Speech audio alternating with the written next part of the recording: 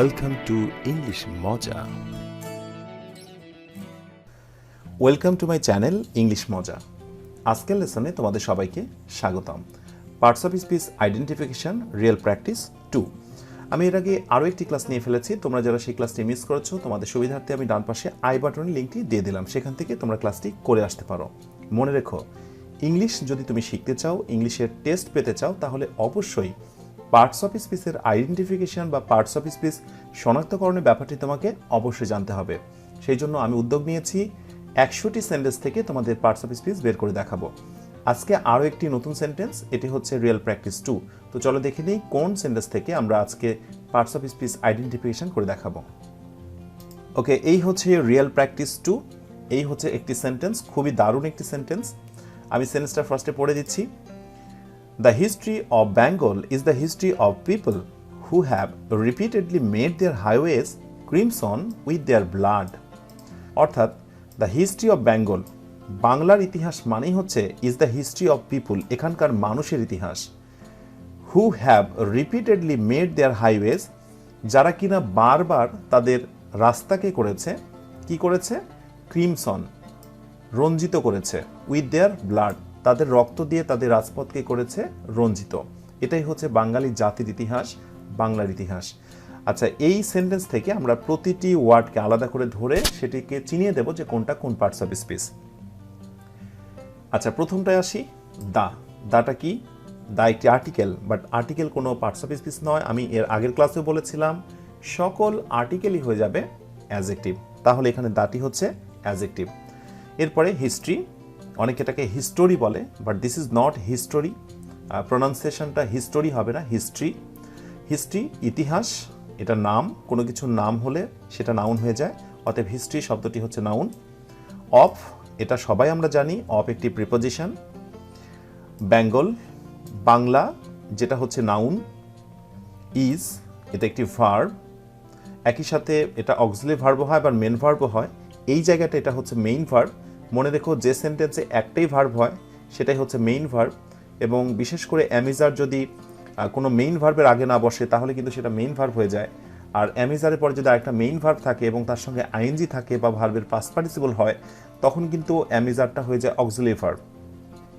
এখানে দাটি হচ্ছে article, but আমি বলেছি আর্টিকেল যখনই হবে সেটি হয়ে যাবে অ্যাডজেক্টিভ। সেক্ষেত্রে পার্টস অফ স্পিচের দিক থেকে এটি হচ্ছে অ্যাডজেক্টিভ। এরপরে হিস্ট্রি শব্দটি অলরেডি আমি বলে ফেলেছি, শব্দটি হচ্ছে নাউন। এরপরে অফ প্রিপোজিশন। পিপল শব্দটি জনসাধারণ, মানুষজন, এটি হচ্ছে কোনো কিছুর নাম, অতএব এটি নাউন। হু হচ্ছে রিলেটিভ প্রোনাউন, তাই না? বাট প্রশ্ন হচ্ছে, রিলেটিভ প্রোনাউন নামের কি আমাদের কোনো পার্টস অফ স্পিচ রয়েছে? না। তাহলে বলো দেখি হু কোন পার্টস অফ স্পিচ?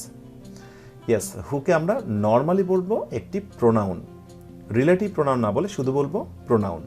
আচ্ছা, এরপরে হ্যাভ হচ্ছে একটি অক্সিলারি ভার্ব, বিকজ এই সেন্টেন্সে কিন্তু একটা মেইন ভার্ব রয়েছে। এই যে মেক থেকে মেইড হয়েছে, এটা মেইন ভার্ব। আর এই জায়গাটায় রিপিটেডলি যেটা রয়েছে এটার নাম হচ্ছে অ্যাডভার্ব। মনে রেখে দিও, যদি কোনো অ্যাডজেক্টিভের সঙ্গে ly যুক্ত করা হয় তাহলে কিন্তু সেটা অ্যাডভার্ব হয়ে যায়। এই ধরনের অ্যাডভার্বকে বলা হয় অ্যাডভার্ব অফ ম্যানার। জাস্ট তোমরা মনে রেখো যে ly থাকলে সেটি হয়ে যায় অ্যাডভার্ব। আর একটি বিষয় বলে রাখি যে অক্সিলারি ভার্ব এবং মেন ভার্বের মাঝখানে কিন্তু অ্যাডভার্বের অবস্থান হয়। এরপরে দেয়ারটা কি? দেয়ার হচ্ছে একটি পজিটিভ, বাট পজিটিভ কোনো পার্টস অফ স্পিচ নয়, তাহলে আমরা কি বলবো? এটা হচ্ছে একটি অ্যাডজেক্টিভ।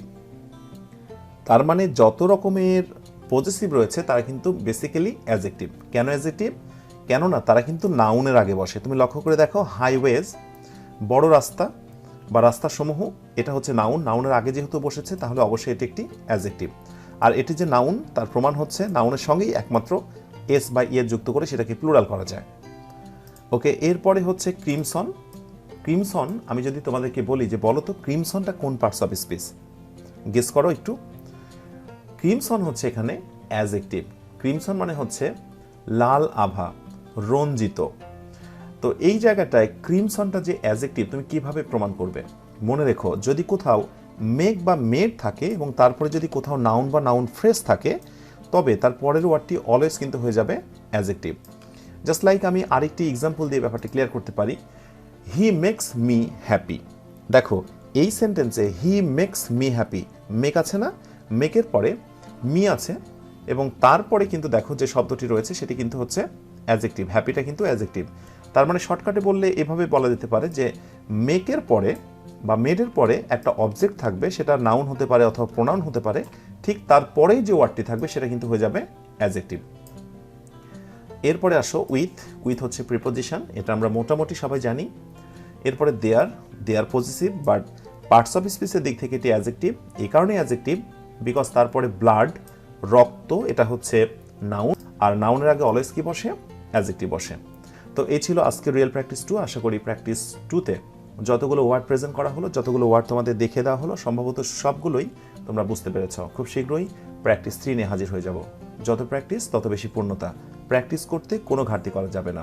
মনে রেখো, গ্রামার শেখার জন্য প্রচুর পরিমাণে মনোযোগী হওয়া চাই। খুব শীঘ্রই পরবর্তী লেসনে তোমাদের সঙ্গে আবারও কথা হচ্ছে। তোমরা সবাই নিজেরা ভালো থেকো, অন্যকে ভালো রেখো। টাটা, বাবাই।